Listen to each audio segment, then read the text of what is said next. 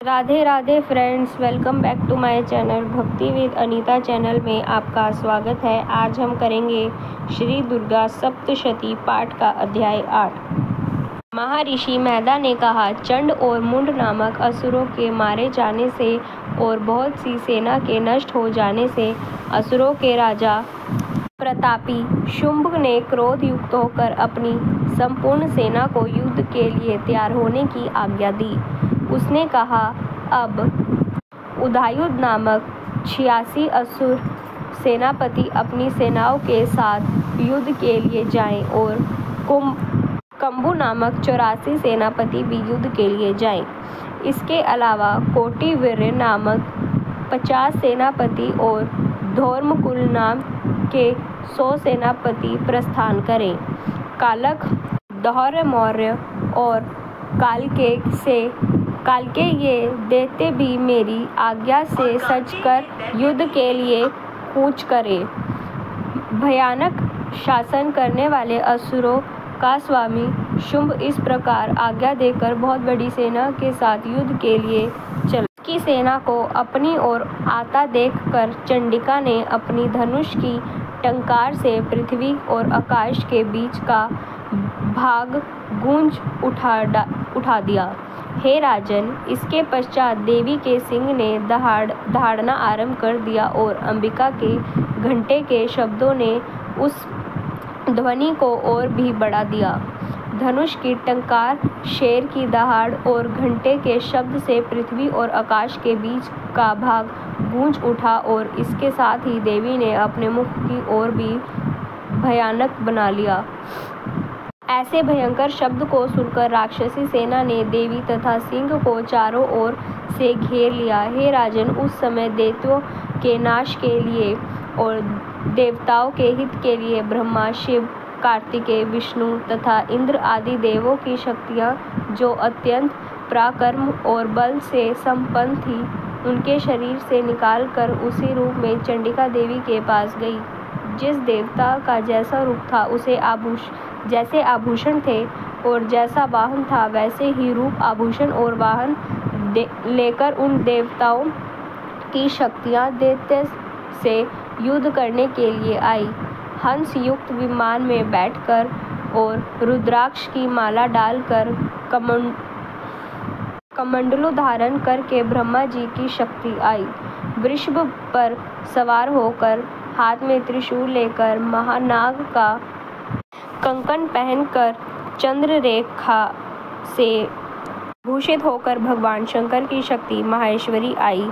मोर पर आरूढ़ होकर, हाथ में शक्ति लिए दैत्य से युद्ध करने के लिए कार्तिकेय जी की शक्ति उन्हीं का रूप धारण करके आई। भगवान शिवनु की शक्ति गरुड़ पर सवार होकर शंख, चक्र, गदा, धनुष तथा खंड हाथ में लिए हुए आई। श्री हरि की शक्ति विराह का शरीर धारण करके आई और सिंह के समान शरीर धारण करके उनकी शक्ति नारसिंह भी आई। उसकी गर्दन के झटकों से आकाश के तारे टूट पड़ते थे। इसी प्रकार देवराज इंद्र की शक्ति इंद्री भी ऐरावत पर ऊपर सवार होकर आई। पश्चात इन देव शक्तियों से घिरे हुए भगवान शंकर ने चंडिका से कहा, मेरी प्रसन्नता के लिए तुम शीघ्र ही इन असुरों को मारो। इनके पश्चात देवी के शरीर में से अत्यंत उग्र रूप वाली और सैकड़ों गिदड़ियों के समान आवाज करने वाली चंडिका शक्ति प्रकट हुई। उस पराजित देवी ने धूमिल जटा वाले भगवान श्री शंकर से कहा, हे प्रभु, मेरी ओर दूत से बनकर शुंभ और निशुंभ के पास जाइए। उन अत्यंत गर्वीले दैत्यों से कहिए तथा उनके अतिरिक्त और भी जो दैत्य वहाँ युद्ध के लिए उपस्थित हों, उनसे भी कहिए, जो तुम्हें अपने जीवित रहने की इच्छा हो तो त्रिलोक का राज्य इंद्र को दे दो। देवताओं को उनका यज्ञ भाग मिलना आरंभ हो जाए और तुम पाताल लोक लौट जाओ। किंतु यदि बल के गर्व से तुम्हारी लड़ने की इच्छा हो तो फिर आ जाओ। तुम्हारे मांस से मेरी योगिनियाँ तप्त हो जाएंगी। चीखू उसी देव ने भांग कर शंकर को दूत के कार्य में नियुक्त किया था, इसलिए वह संसार में शिव दूती के नाम से व्याख्यात हुई। भगवान ने शंकर से देवी का संदेश पाकर उन दैत्यों के क्रोध का कोई आर पार न रहा और वह जिस स्थान पर देवी विराजमान थी वहां पहुंचे और जाने के साथ ही उस पर बाणों और शक्तियों की वर्षा करने लगे। देवी ने उनके फेंके हुए बाणों, शक्तियों, त्रिशूलों और फरसों को अपने बाणों से काट डाला। काली देवी उस देवी के साथ आगे खड़ी होकर शत्रुओं को त्रिशूल से विदीर्ण करने लगी और खटवांग को कुचलने लगी। ब्राह्मणी जिस तरफ दौड़ती थी उसी तरफ अपने कमंडलू का जल छिड़क कर दैत्य की वीर्य व बल को नष्ट कर देती थी। इस प्रकार माहेश्वरी त्रिशूल से, वैष्णवी चक्र से और अत्यंत कोप वाली कुमारी शक्ति द्वारा असुरों को मार रही थी। इंद्री के बाजू के प्रहार से सैकड़ों दैत्य रक्त की नदियों में बहते हुए पृथ्वी पर सो गए। वराही ने कितने ही राक्षसों को अपनी थूथन द्वारा मार के घाट उतार दिया। दाढ़ों के अग्रभाग से कितने ही राक्षसों की छाती को चीर डाला और चक्र की चोट से कितनों को ही विदीर्ण करके धरती पर डाल दिया। बड़े बड़े राक्षसों को नारसिंह अपने नाखूनों से विदीर्ण करके भस्म कर रही थी और सिंहनाद से चारों दिशाओं को गूंजाती हुई रणभूमि में विचार कर रही थी।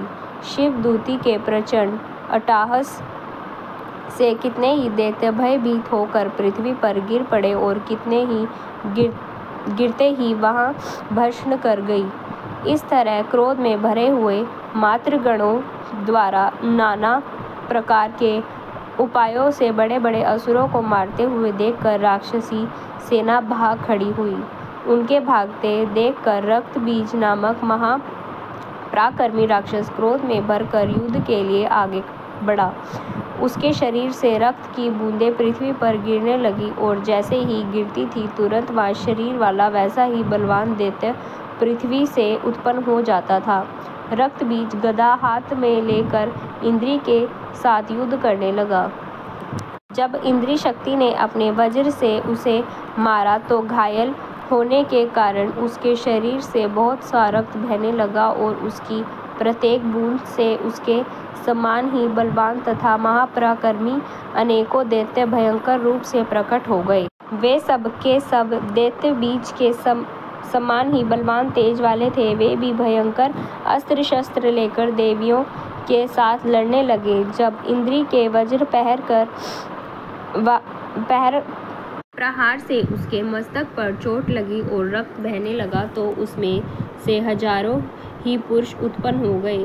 वैष्णवी ने चक्र से और इंद्री ने गदा से रक्त बीज को चोट पहुंचाई। वैष्णवी के चक्र से घायल होने पर उसके शरीर से जो रक्त बहा उससे हजारों महाअसुर उत्पन्न हुए, जिनके द्वारा यह जगत व्याप्त हो गया।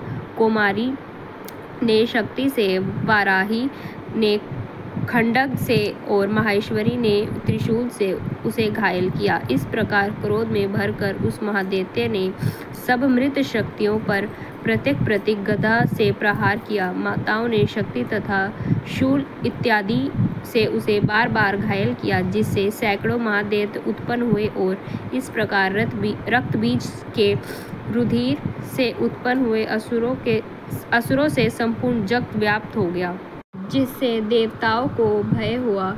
देवताओं को भयभीत देखकर चंडिका ने काली से कहा, हे चामुंडे, अपने मुख को बड़ा करो और मेरे शस्त्र घाट से उत्पन्न हुए रक्त बिंदुओं तथा रक्त बिंदुओं से उत्पन्न हुए महाअसुरों को तुम अपने इस मुख से भस्म करती जाओ। इस प्रकार रक्त बिंदुओं से उत्पन्न हुए महादैत्यों को भस्म करती हुई तुम रणभूमि में विचरो। इस प्रकार रक्त क्षीण होने से यह दैत्य नष्ट हो जाएगा। तुम्हारे भस्म करने के कारण अन्य दैत्य नहीं होंगे। काली से इस प्रकार कहकर चंडिका देवी ने रक्त बीज पर अपने त्रिशूल से प्रहार किया। काली देवी ने अपने मुख में उसका रक्त ले लिया। तब उसे गदा से चंडिका पर प्रहार किया। प्रहार से चंडिका को तनिक कष्ट न हुआ, किंतु रक्त बीज के शरीर से बहुत सा रक्त बहने लगा। लेकिन उसके गिरने के साथ ही काली ने उसे अपने मुख में ले लिया। काली के मुख में उसे रक्त से जो असुर उत्पन्न हुआ उन्हें उसने भस्म कर दिया और रक्त को पीती गई। तदनंतर देवी ने रक्त बीज को, जिसका खून काली ने पिया था, चंडिका ने उस दैत्य को वज्र, बाण, खड्ग तथा कृष्टि इत्यादि से मार डाला। हे राजन, अनेक प्रकार के शस्त्रों से मारा हुआ और खून से वंचित वह महादैत्य रक्त बीज पृथ्वी पर गिर पड़ा। हे राजन, इसके गिरने से देवता अत्यंत प्रसन्न हुए और माताएं उस असुरों का रक्त पीने के पश्चात अद्भुत होकर नृत्य करने लगी। इस प्रकार श्री मार्कंडेय पुराण में सार्वणिक मनवंतर की कथा अंतर्गत देवी महात्म्य में रक्त बीज वध नामक 8वां अध्याय पूरा हुआ। बोलो माँ दुर्गा की जय।